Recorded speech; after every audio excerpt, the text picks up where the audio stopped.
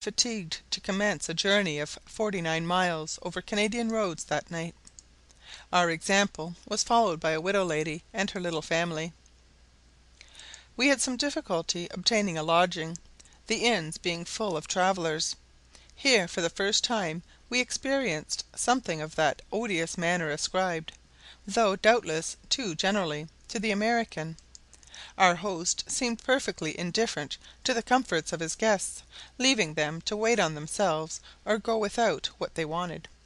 The absence of females in these establishments is a great drawback where ladies are travelling. The women keep entirely out of sight, or treat you with that offensive coldness and indifference that you derive little satisfaction from their attendance. After some difficulty in obtaining sight of the landlady of the inn at Cornwall, and asking her to show me a chamber where we might pass the night, with a most ungracious air she pointed to a door which opened into a mere closet, in which was a bed divested of curtains, one chair, and an apology for a washstand. Seeing me in some dismay at the sight of this uninviting domicile, she laconically observed there was that or none, unless I chose to sleep in a four-bedded room, which had three tenants in it, and those gentlemen. This alternative I somewhat indignantly declined, and in no very good humour retired to my cabin, where vile familiars to the dormitory kept us from closing our weary eyelids till the break of day. We took an early and hasty breakfast, and again commenced our journey. Here our party consisted of myself, my husband, a lady and gentleman with three small children, besides an infant of a month old, all of whom, from the eldest to the youngest, were suffering from whooping cough. Two great Cumberland miners and a French pilot, and his companion, with this huge amphibious looking monster, who bounced in and squeezed himself into a corner seat, giving a knowing nod and comical grin to the driver who was in the secret, and in utter defiance of all remonstrance at this unlooked for intrusion, cracked his whip with a flourish, that appeared to be reckoned pretty considerably smart by two American travellers that stood on either side of the door at the inn, with their hats not in their hands nor yet on their heads, but slung by a black ribbon to one of their waistcoat buttons, so as to fall nearly under one arm. This practice I have seen adopted since, and think if Johnny Gilpin had but taken this wise precaution he might have saved both hat and wig. I was dreadfully fatigued with this day's travelling, being literally bruised black and blue. We suffered much inconvenience from the excessive heat of the day, and we could well have dispensed with the company of two out of the four of our bulky companions. We reached Prescott about 5 the same afternoon, where we met with good treatment at the inn. The female servants were all English, and seemed to vie with each other in attention to us.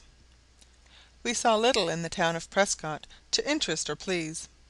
After an excellent breakfast we embarked on board the Great Britain, the finest steamer we had yet seen, and here we were joined by our new friends to our great satisfaction.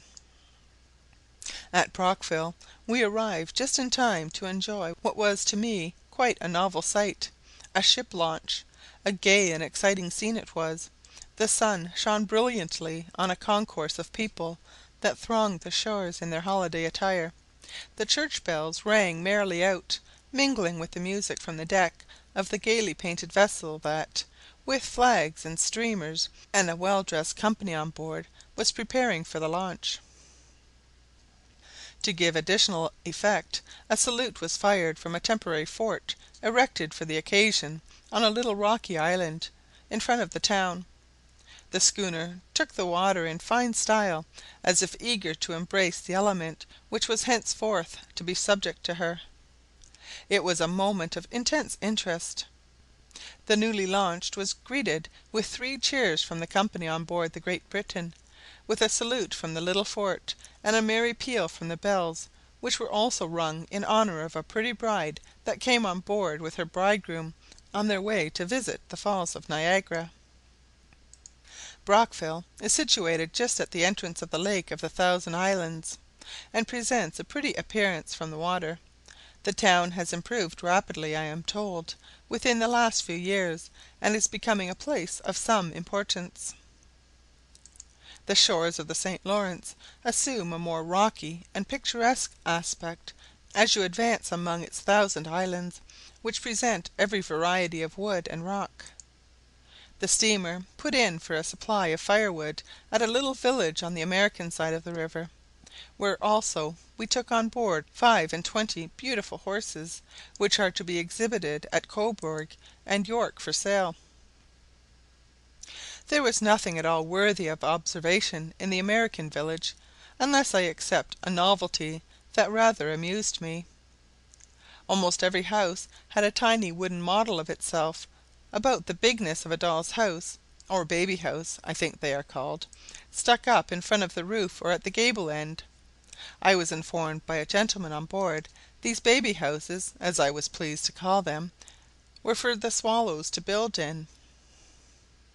It was midnight when we passed Kingston, so of course I saw nothing of that "key to the lakes," as I have heard it styled.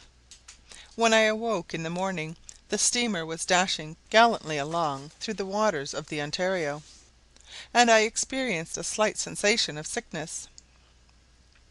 When the waters of the lake are at all agitated, as they sometimes are, by high winds, you might imagine yourself upon a tempest tossed sea. The shores of the Ontario are very fine, rising in waving lines of hill and dale, clothed with magnificent woods, or enlivened by patches of cultivated land and pretty dwellings. At 10 o'clock we reached Cobourg. Cobourg, at which place we are at present, is a neatly built and flourishing village, containing many good stores, mills, a banking house and printing office, where a newspaper is published once a week.